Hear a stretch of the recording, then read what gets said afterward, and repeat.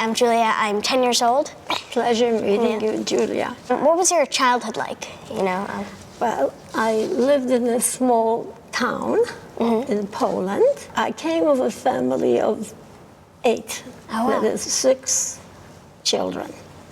What was bad about life was anti-Semitism. So when we went to school, the kids would taunt us, would call us dirty Jews, go back to Palestine.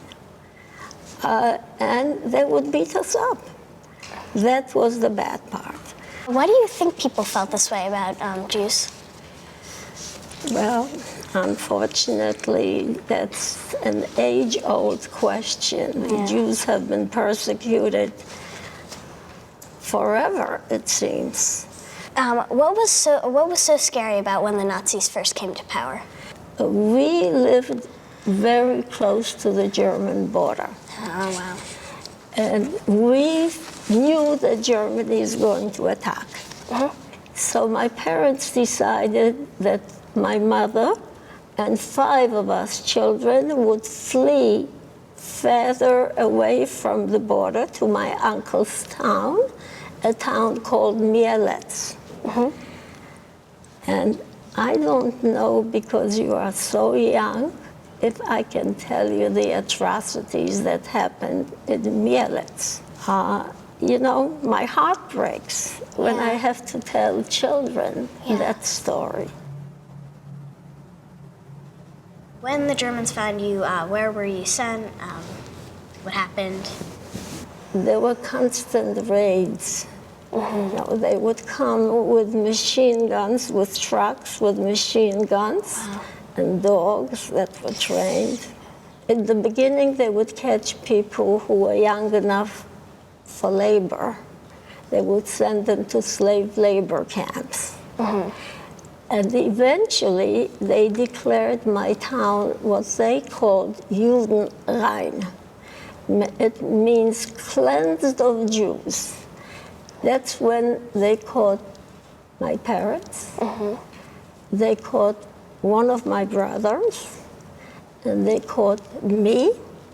They kept us in the schoolyard, surrounded by soldiers with guns and dogs.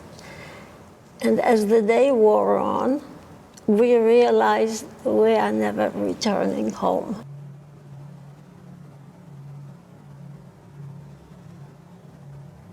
So you were taken to a camp. Can you just describe a typical day in a concentration camp? We were woken up at 4. Now, I could never tell what time it was because I have not seen a clock for 2 years. So within 5 minutes or whatever, we had to be out in every kind of weather. Wow. And we had to be counted twice a day. If there was one missing, dead or alive, we were standing until every last one was accounted for. And sometimes it was for hours. Breakfast was a bowl of hot green water. And after roll calls, we were being marched to work. And work was not meant to be productive. It was meant to kill. In the beginning, I was still with my sister, Mila, my older sister. Were you very close with her? Extremely close. She was my idol.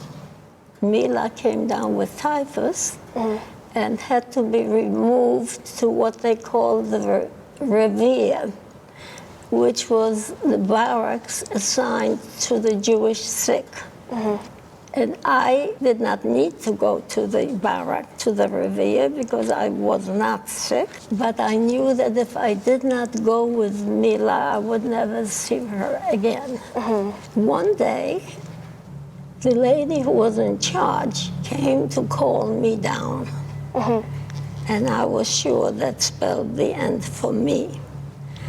But what she told me was that all of the sick were going to be liquidated for the gas chamber. that she was singling me out to save me. She told the Germans that I was her sister.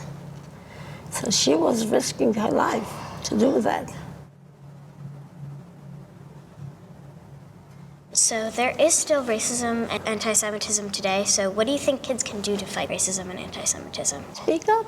Yeah. When you hear injustice, when you hear bigotry, Yeah. to speak up. Can you imagine if everyone spoke up, how the world could change? Yeah.